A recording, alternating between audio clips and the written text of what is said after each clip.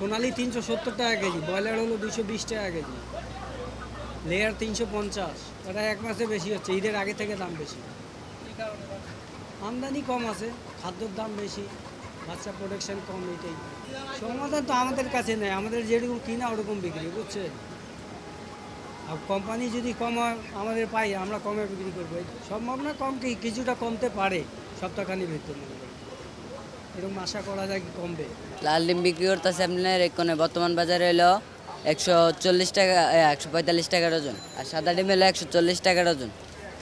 আর gas এর আগে আছে, গ্যাসের এই সময় ছিল আপনার 120 টাকা ডজন। আর সাদাটা ছিল 110 টাকা ডজন। মানে মুরগি সরবরাহ হচ্ছে না, মুরগি মারা যাচ্ছে, তার কারণে আর কি ডিমের দাম বাড়তি। মুরগি আদারের দাম বেশি, এগুলোতে ডিম সরবরাহ হচ্ছে না, তার কারণে আর কি ডিমের দাম বাড়তি বর্তমান বাজারে।